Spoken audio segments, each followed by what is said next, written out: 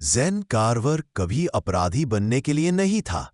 कम से कम वह यही मानता था। शहर के बाहरी इलाके में जन्मे ज़ेन हमेशा शांत, समझदार और ज्यादा बोलने वाले लोग नहीं थे।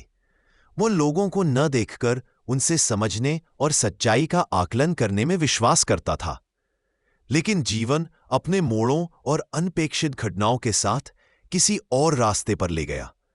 वह एक बुरे मोहल्ले में नहीं पला बढ़ा था, लेकिन उसके आसपास इतनी आकर्षक बुराइयां थीं जिन्होंने उसे अपने जाल में फंसा लिया। जब वह 19 साल का हुआ तो ज़ेन एक गैंग में शामिल हो गया, न तो मजबूरी में बल्कि केवल जिज्ञासा के चलते। वे लोग चमकदार, स्मार्ट और बिना किसी पछतावे के अपराध जगत में अपना नाम बनाने वाले थे। वे उसे ताकत, इज्जत और वह सब कुछ देने का वादा करते थे जो वह अपनी साधारण जिंदगी में महसूस नहीं कर पा रहा था। 24 साल की उम्र तक ज़ेन एक बन चुका था। पैसा, असर और अंत में एक धोखा। वह एक चीज जो ज़ेन ने अनदेखी की थी, वह थी विश्वासघात की क्रूरता जो एक झूठी दुनिया में पैदा होती है। एक रात एक डकैती के दौरान उसे इस तरह फंसाया गया कि पूरा अपराध उस पर ही लाद दिया गया। पुलिस ने उसे खून के धब्बों के साथ गन जेब में डालते हुए पकड़ा और एक कहानी जो समझ में नहीं आती थी। बाकी गैंग के लोग बच निकलने में सफल हो गए और ज़ेन को हत्या के मामले में जेल भेज दिया गया। आयरनवुड जेल की दीवारें सिर्फ शारीरिक नहीं बल्कि मानसिक बाढ़ भी थीं। ये ज़ेन की उस गिरावट की याद दिलाती थीं जिसमें उसका जीवन केवल एक नंबर बनकर रह गया। 604-839। जेल क्रूर थी, एक ऐसी जगह जहां इंसानियत को हटा दिया जाता था और उसकी जगह केवल जीने की इच्छा और संघर्ष रह जाता था। पहले कुछ महीने ज़ेन ने खुद को ढालने में बिताए। वह अकेला रहता, गैंग की राजनीति से दूर रहता और खुद को ज्यादा ध्यान में नहीं लाता। लेकिन ध्यान अक्सर खुद को ढूंढ ही लेता है। कुछ लोग थे जो ज़ेन को अपना निशाना मानते थे। वे उसे मानसिक और शारीरिक रूप से तंग करते। ये धीरे धीरे उसके आत्मविश्वास को तोड़ता गया। क्या यही वह आदमी था जो वह था, या फिर क्या वह हमेशा से ऐसा था? क्या वह सिर्फ अपनी गलतियों का शिकार था? एक शाम जब जेल के आंगन में एक टकराव हुआ, ज़ेन के भीतर कुछ ऐसा हुआ जिसने उसे बदल दिया। उसने लड़ाई नहीं की, उसने शब्दों से सामना किया। उसने उन सब से कहा, एक ठंडी और स्थिर आवाज में, मैं अब तुम्हारा शिकार नहीं हूं। तुम मुझे और जेल की कोठरी में बंद कर दो, मुझे मारा पीटा, लेकिन तुम मेरी आत्मा नहीं ले सकते। उसने महसूस किया कि उसने सब कुछ खो दिया था, स्वतंत्रता, भविष्य, लेकिन उसकी आत्मा तो अब भी बची हुई थी। और वही वह चीज थी जो कोई भी उससे छीन नहीं सकता था। उसके बाद के महीनों में ज़ेन में कुछ अद्भुत बदलाव होने लगे। उसका शांत रुख हालांकि नाटकीय नहीं था, फिर भी जेल के भीतर धीरे धीरे एक आग की तरह फैलने लगा।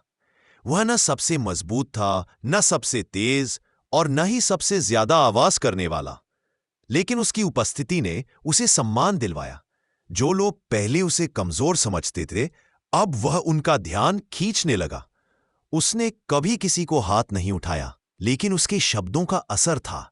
ज़ेन ने जेल की लाइब्रेरी में अपना समय बिताना शुरू किया, पढ़ाई करने लगा। वह समझना चाहता था कि उसने जो जीवन जिया उसमें कहाँ गलतियां हुई और कैसे वह इसे बदल सकता है। उसने कानून, दर्शन, मानसिकता और यहां तक कि धर्म पर किताबें पढ़ी। वह सच्चाई चाहता था। क्यों वह यहां था? क्या इस दुख का कोई उद्देश्य था? और क्या वह सच में बदल सकता था? एक दिन एक किताब पढ़ते हुए उसे अचानक एक स्पष्टता का एहसास हुआ। उसने महसूस किया कि मोक्ष केवल कानूनी सजा से मुक्ति नहीं है, बल्कि यह अपने ही फैसलों से मुक्ति पाने में है। उसे समझ में आया कि पाप की मुक्ति केवल अतीत को मिटाने में नहीं, बल्कि उसे समझकर और उस पर काम करके भविष्य बनाने में है।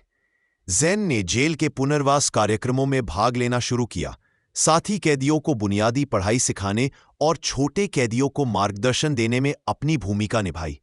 उसने संघर्ष समाधान पर एक कक्षा भी शुरू की, जिसने उसने अपनी खुद की जिंदगी से सीखे हुए पाठ साझा किए।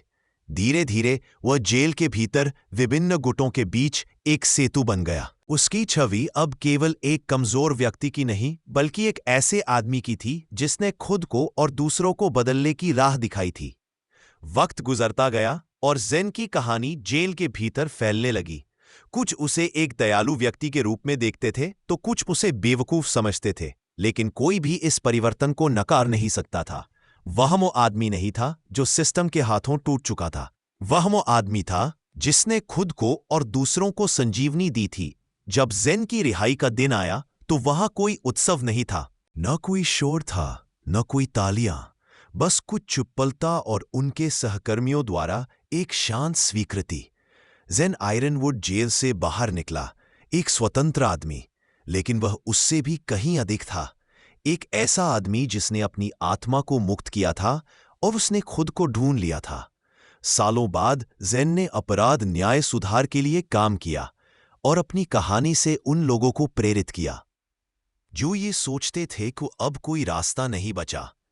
उसने कभी खुद को पूरी तरह से माफ नहीं किया, लेकिन उसने ये सीखा कि मोक्ष अतीत को मिटाने में नहीं बल्कि एक नया भविष्य बनाने में है, और इस प्रक्रिया में उसे वह शांति मिली जिसे उसने कभी असंभव समझा था। जेल की दीवारें अब नहीं थीं, लेकिन वहां सीखे गए पाठ जीवन भर उसके साथ थे। ज़ेन कार्वर अब अपने भाग्य का बंदी नहीं था, बल्कि अपने ही स्वतंत्रता का निर्माता बन चुका था।